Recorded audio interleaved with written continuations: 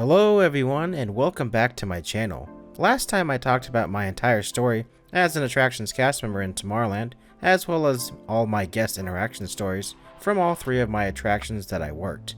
If you are interested in checking those out, a card probably just popped up to see a playlist of all those videos. This is a new arc for this podcast series where I'll be talking about what it was like working my attractions, starting with Star Tours, obviously. Now, just for some context, Star Tours was my third attraction, and I worked it off and on from July of 2021 to December of 2023. This video will be covering what it was like working the attraction from my perspective, what my coworkers were like, and just a general overview of daily operations. I will also be talking about the positions of the attraction, as well as doing a general overview of cast member life in this. This will be different from my other videos in this series, as I won't be talking about terrible guests anymore. Anyway, this video will have chapters in the description or on the video itself if you want to skip around. As a friendly reminder, this is also a podcast, so there'll be somewhat related B-roll footage on screen, but these are okay to listen to as well. I also recommend having somewhat of a basic knowledge of Star Tours, like the operations. If you have no idea what those are like, you can also check out my surface level operations video on the attraction itself if you have no idea what Star Tours is like. With that out of the way, let's go ahead and get this video or podcast or listening experience started.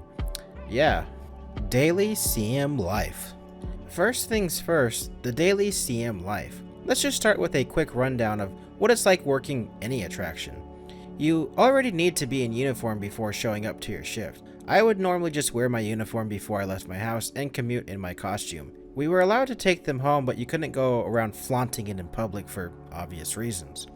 Yeah, running into the store real quick was fine, but I didn't tend to do that in my Star Tours outfit because you kind of look like a clown outside of Disneyland wearing that. Besides that, we would park in one of the mini cast lots and either walk to our area or take the cast member shuttle to our land backstage. Star Tours is located at the front of Tomorrowland, and I would normally come out behind the plaza and bathrooms or behind Tomorrowland theater area-ish. Obviously, don't go into those areas unless you work there, but I had to get on stage to get to my attraction. Yeah, there is technically a secret back way where I could clock in, but it was usually locked during normal business hours, and we don't need any normies getting into that where, the star speeders are at. I would usually show up about 30 minutes early and just chill in the break room until it was time to clock in. There's a little break room underneath the indoor queue of our lead office. For context, I would hear that stupid little luggage droid on repeat when I was in here. It's not like it was super loud, but it was clearly audible. When it was clock-in time, I would clock in, get an assignment, and then it was time to work.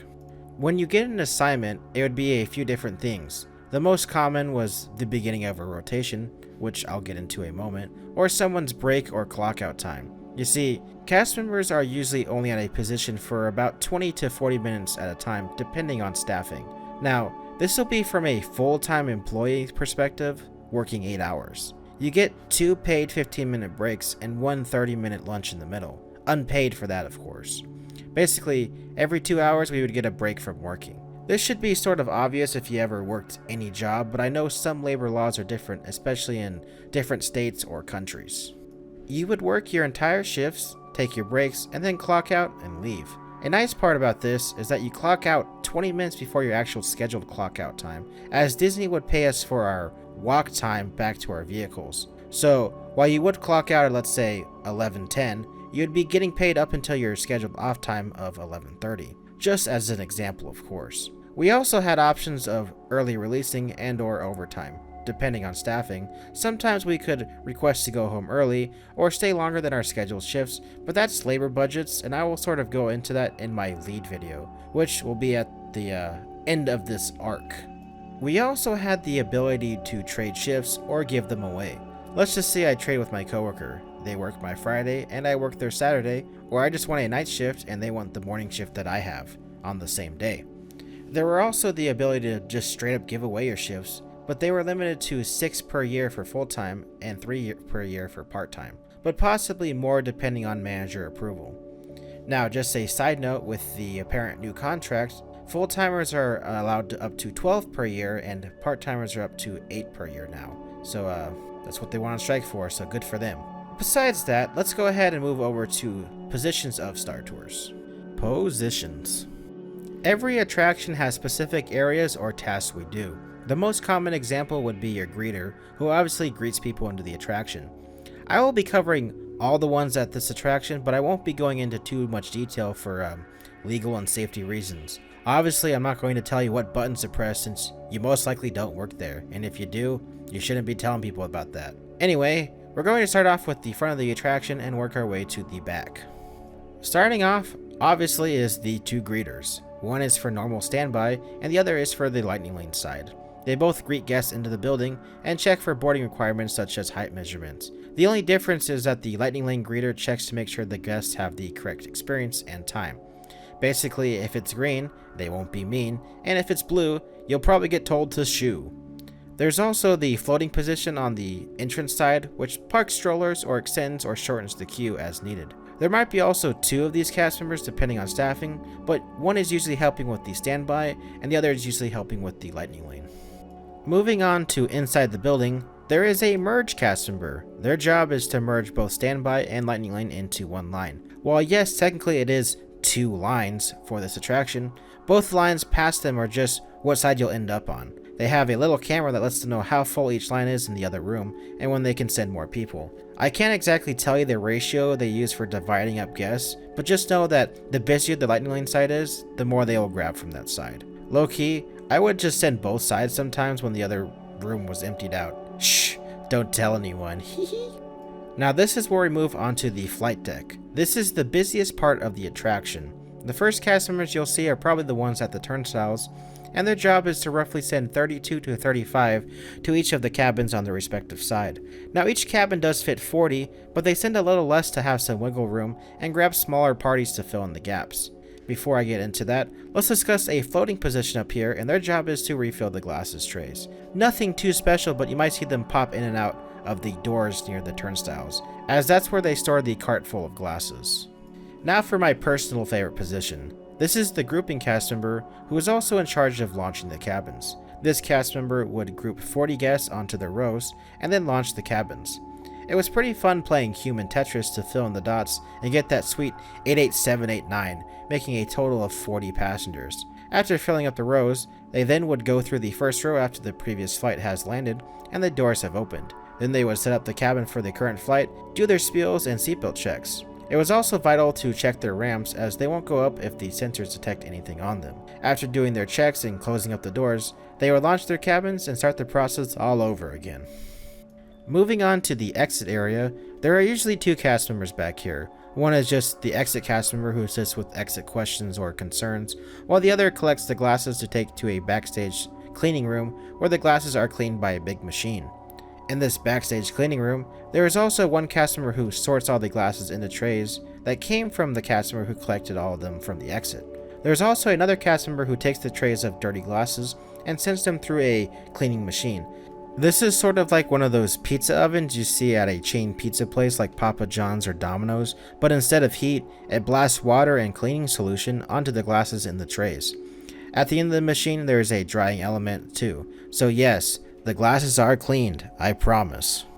Now there is one position that I actually omitted, and that's what they call the tower position. This position is pretty much in charge of the entire attraction, and is fairly common at every attraction. Their purpose is to watch the cameras and make sure nothing is going wrong. If there is, they have a little computer that shows any issues, and they will report it to the cabin cast member or their lead or supervisor, depending on the severity. I know I've said this before in my guest interactions arc, but if it's dark, they can't see you. This position literally watches you have fun, so behave yourselves, okay? I'm not going to go into more detail with these positions, but just knowing this information will vastly help for the rest of the video, as I will be referring to these in a bit. But first, let's go ahead and talk about what it's like opening and closing the attraction. Opening and closing procedures. Every attraction has both their opening and closing procedures. They basically make sure everything is up and functional in the morning before the park is open, and make sure everything is put away and off for closing. Every attraction has a different way of doing their own procedures, and I will only be talking about the ones that I worked. Obviously for this video, it'll be on Star Tours. Starting off with opening procedures, There is a few opening checklists that a handful of cast members do. There is a cast member checking all 4 of the cabins before park opening, someone making sure the standby lightning lane are set up for the morning, and someone doing some other backstage stuff to make sure the attraction is ready. The backstage stuff is just their tower position, as someone always must be in that room, even when the star speeders are not in motion. The only exception to this rule is actual emergencies. Starting off with the greeter opener. They make sure the lightning lane system is working with a mimic pass, as well as make sure the queue is free of any debris and such. They also make sure everything is in tip-top shape and nothing is out of place. Nothing too exciting, but I figure I start with these positions. The next one would be the backstage position that opens up the tower area. They make sure all the doors are locked around the attraction, that way pesky guests don't be getting into things they shouldn't be getting to, meaning the do not enter doors. They also help open up the 4 cabins by doing their checks as well as making sure their communications work. This goes for both the park phones to call someone else at the resort, to the personal phones that can call around the attraction. Now moving on to the cabin checklist. They have to make sure the cabin is all safe and make sure all the seatbelts buckle properly. Yeah, we had to go and buckle up every single seatbelt, check to make sure the little box is showing everything green, and then go back and unbuckle all the seatbelts after that. It's very tedious, but after that, you get to do a show test to make sure everything is functional on the ride itself. That means you grab a pair of 3D glasses and another cast member launches you as you make sure the Rebel Spy feature is working and you don't hear any loud banging or clank noises coming from the star speeder itself. Yeah, that does happen sometimes, but it's very rare. After everything is functional, they stage everything and get ready for the crowds to come in. Now, the closing procedures are a bit different as it goes a bit quicker than opening does. To give you an idea, cast members come in about an hour and a half before park opening to get the attraction ready for the day, whereas closing cast members stay about an hour after park closing, and that's just to work through any excess crowd that is left over, basically working through the line. Obviously it's different for every attraction, as I know Space Mountain would stay up to an hour and a half after park closing, as they have a lot of guests to work through. The only nice part after the park closes is the line doesn't grow anymore. Closing procedures at Star Tours is just making sure the cabins are clear of trash, lost and found items, and getting it ready for maintenance to take over for the night. There's also another closer who puts away all the stuff at the greeter position and covers up all the lightning lane kiosks.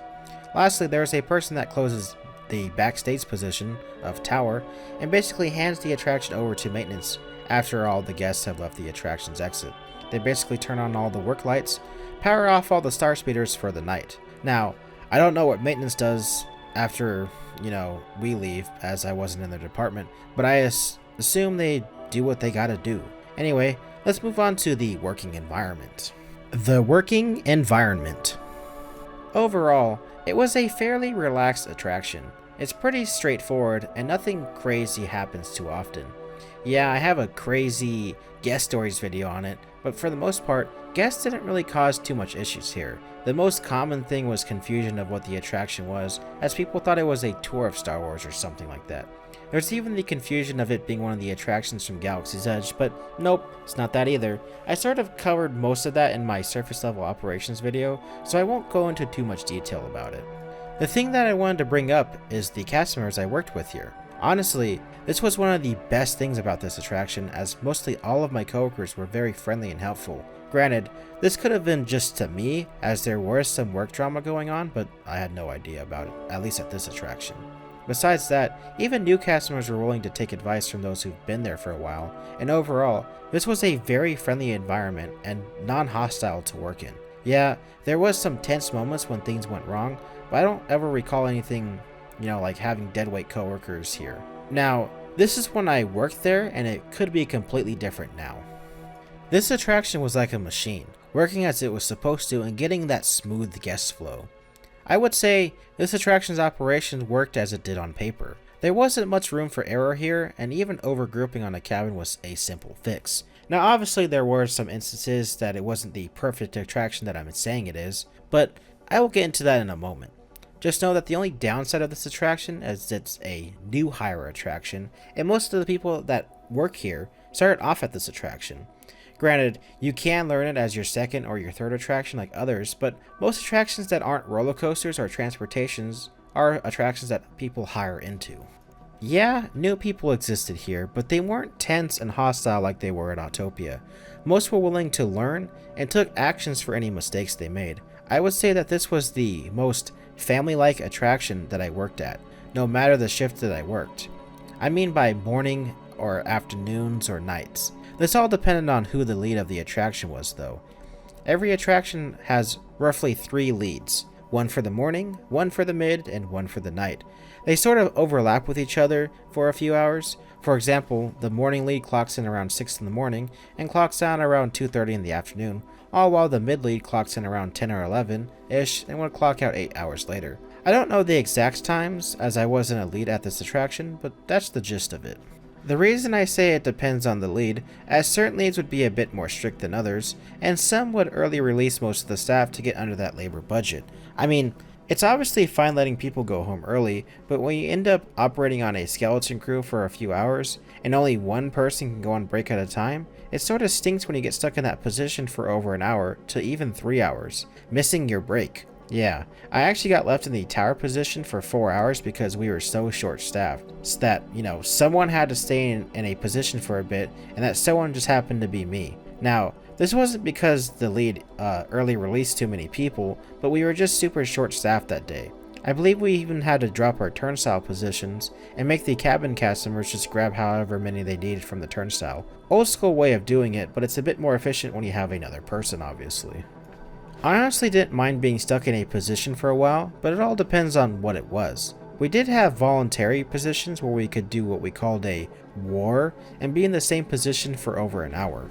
These were turnstiles, cabins, and even the merged positions. I honestly loved being in cabins, so if I got left there for a while, I wouldn't care. I loved cracking bad Star Wars jokes and launching the cabins, but anyway, the reason they were called wars is because we would sign up with other cast members and try to get a high throughput rate and see how we did compared to the previous hours. For example, Star Tours averages about, roughly over 1,000 guests per hour, and trying to hit that threshold was a goal. Now, this was more for the managers to look good, but some of us enjoyed being in the same spot for over an hour. Let's go ahead and move on to the negative side of working at Star Tours. Yeah, there was particular instances where management pushed the attraction a little too far, to some coworkers just being unbearable to work with, to other maintenance issues. Let's go ahead and dive into that right now. Bad operations. Now, bad operations are a factor of the attraction breaking down, cast members not being efficient or safe, and or managers overriding known issues in favor of staying open and getting their numbers up. Now, I was at the bottom of the totem pole here, and honestly I have no idea what it's like being a manager or anything in that position, but just going against the attraction's operating guide seemed risky and usually backfires on the management team. Not saying this was a daily occurrence, but it did happen from time to time. I am just going to start with the breakdowns at Star Tours. Yeah, sometimes cabins want to act up, and I can tell you it's usually for the same 3 things. Basically, sometimes the software and hardware don't agree and cause the actual show scene to not start or just randomly stop. You might just see this happen from time to time. Another thing is the overly sensitive sensors on the entrance and exit ramps. There is an infrared sensor on each of the ramps to detect if there's anything on them, as you don't want those ramps lifting up when someone is on them. Yeah, sometimes they would say something is on there when there actually wasn't. Majority of the time though, it was usually a small piece of paper wedged underneath one of the exit doors that a cast member might have missed. Easily recoverable, but causes delays in flights. The last common downtime is custodial. While the star speeder is down, it needs to be cleaned sometimes because someone might have upchucked their churros all over the place.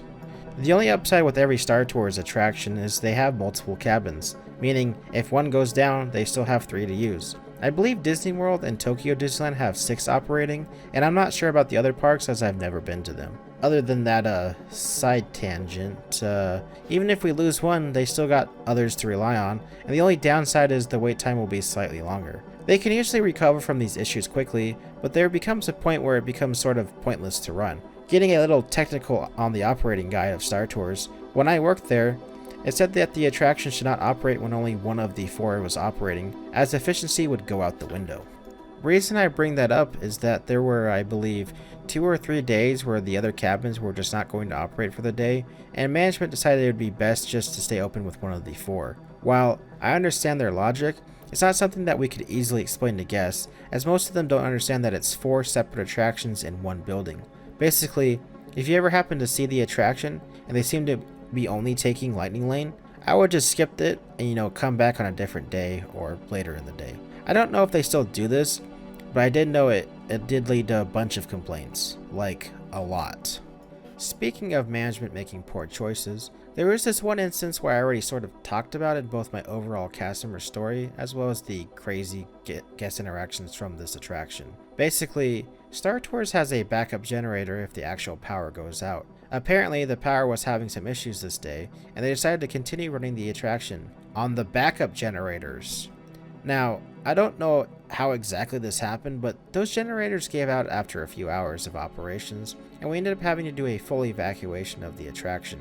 2 of the 4 cabins were easy to evacuate, while 1 had to be escorted off by the fire department as their cabins was still in the air, and the last one had to be manually put back down as there was a guest using a wheelchair board in it. The whole ordeal was about 2 hours, and it caused a lot of anguish amongst guests, and rightfully so. I'm not going to point fingers at the management team, as I honestly don't know the full picture, as I don't know the full story. The only thing that I know is that the indicator that we were back on the backup power, was blinking when I clocked in, and after a few hours it just gave up. This was the only time I've ever seen something like this happen, by the way, and this is a once in a blue moon scenario. The only upside is that the entire team handled it very well, and the fire department responded very quickly, as guest entrapment is something they take very seriously. Moving over to the last factor of bad operations, and that's unfortunately bad cast members. I only had one coworker at this attraction that seriously caused issues, and they were sort of to be known as a troublemaker at the other attractions they worked at. If it tells you anything, this individual was kicked off Space Mountain for doing something stupid, and for some reason, they put him at Star Tours as punishment. Like, what the hell, dude? Anyway, this dude caused a lot of actual issues with the attraction, his first week being signed off. Starting off with his first day, he was in the tower position and I was in the cabins checking my seatbelts. Out of nowhere, the entrance and exit doors shut and the work lights came on. That only means one thing, and it's the power was disconnected from my cabin. So, I called this guy in tower and he told me he saw a guest standing, so he shut off my cabin. First of all, that was me standing, and second of all, that's the last button you're supposed to press, as there are others you're supposed to press in a certain order. Basically, he was supposed to just initiate what we call a flight stop and stop the ride from moving anymore as it settles on its own without having to get maintenance involved. Nah, that'd be too realistic, and going straight for the power disconnect seemed better. If it tells you anything, the only time we touch that button is to shut off the attraction for the night. Yeah, this idiot.